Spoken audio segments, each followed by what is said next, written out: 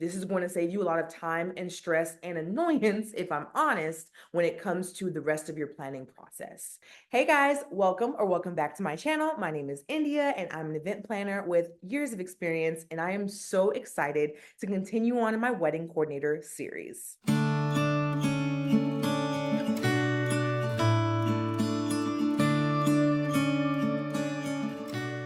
Okay, so I have coordinated a number of weddings throughout the year, and I've gained some invaluable insights. And in today's video, I want to share the exact questions you need to ask to save you time, money, and stress during your planning process. So whether you're a DIY bride who's planning their own wedding, you're a wedding planner in the business, I would love to share with you some of the questions that I ask and I ask on my client's behalf. That way, I'm ready to go in terms of being their wedding planner and coordinator, and my brides know exactly what they are getting from a venue or vendor. Okay, y'all, let's start with the venue, the place where it is all going to happen. So, venue questions are very, very important, and they're going to start off with your parking and accessibility details because you want to make sure that grandma, auntie, uncle, your cool cousins, the cousins that you haven't really talked to in a while, you want to make sure everybody knows where they can park, and you want to get ahead of the issue if there are parking or accessibility issues. The next question you want to ask is going to be about rain and inclement weather backup plans. You don't want any surprises on your big day, so be sure to ask the venue owner or the venue manager if they already have an inclement weather plan in place, or if you need to work with them to create one for your special day. The third question is going to be for your DJs, for your entertainers, and for your additional vendors. Make sure you find out the power source locations and requirements. This is because if you're going to have up lights, if your DJ is bringing up lights, or if you're having a band, you know where you can set them up, and it's going to get ahead of your floor planning just in case you do go with this venue. Now, while we're talking about other vendors, make sure you clarify setup and breakdown times according to your venue. A lot of times, venue access will begin in the morning time at a specific time, but make sure you know what time you are able to get into the venue and what time you need to be out of the venue. Also, be sure to ask if there are additional fees for having earlier access times or later access times so that your vendors can get in and out. Another thing you want to check for and ask about are the additional fees from your venue. Now, this could include additional access time, this could include equipment rentals, this could include anything that is outside of you renting the venue space. So you want to make sure to ask what is included. That way you're not surprised if there are any additional charges. And a lot of the times, this can be found in your venue's brochure, their information pamphlet. A lot of times, a venue will give you a folder with all of these. So make sure you're looking and asking questions while you're having your venue meeting. That way, you're not surprised. And if you need to add anything additional, you already know what it's going to cost you, and you can place that in your wedding planning budget. All right, here is my super, super, super pro tip. Ask if your venue has an exclusive vendor requirement clause. A lot of times, venues will make good relationships with planners. They'll make good relationships with DJs and caterers, alcohol, things of that nature. And on their end, they will come up with a preferred vendors list or an exclusive vendor list that you have to use. Make sure you ask if you are allowed to bring in outside vendors or if you have to work from their vendors list. This is going to save you a lot of time and stress and annoyance, if I'm honest, when it comes to the rest of your planning process. All right, y'all, so let's move to catering. Catering is the good stuff because we all want to eat good on our big day. So make sure that you ask these questions to your caterer, whether it be an in-house caterer provided by the venue or an outside catering that you're getting to cater your wedding.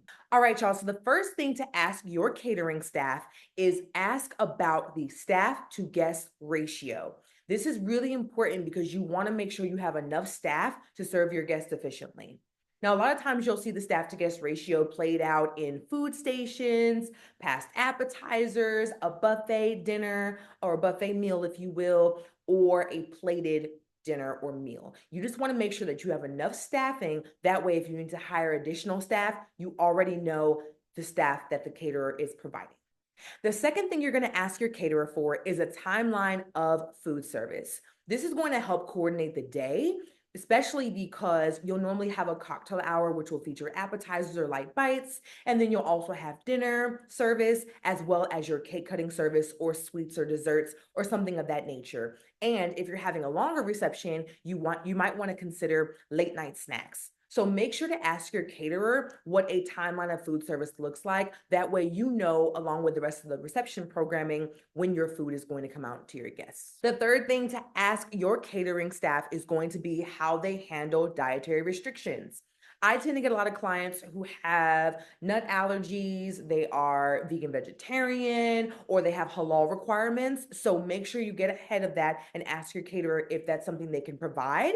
And if not, you'll need to go back to the drawing board and search for another caterer. But you want to make sure that you don't have any food and beverage allergies that are untouched or not talked about, because then that leads to an emergency the day of. So make sure you ask that question to your caterer about how they handle food and dietary restrictions. Now, the last catering question that I highly recommend you ask is about their tasting policies. The cool thing about events in particular, but mostly weddings, is that a lot of times the couple will get the opportunity to taste the food. You need to ask if there's a complimentary tasting, if there's a tasting fee, what the scheduling policies are on that, and when it comes to the timeline of how early or late you can schedule a tasting. Make sure you know before you go.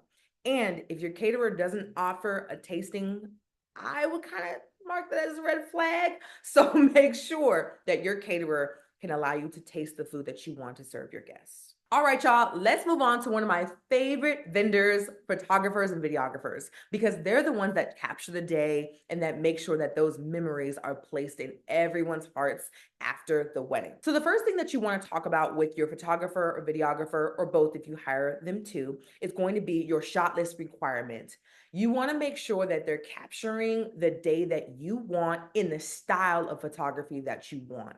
So if you want a first look, you want to talk about that. If you want them to capture a first touch, if you want to do private vows, if you want to do a photo dash, those are very, very popular these days. You want to make sure that you discuss the shot list requirements of what you and your fiance want, or if you're a planner, what you and your clients want. That way you can build that out in your timeline. Be sure to ask your photographer or videographer about the timeline for your delivery of your photos and videos.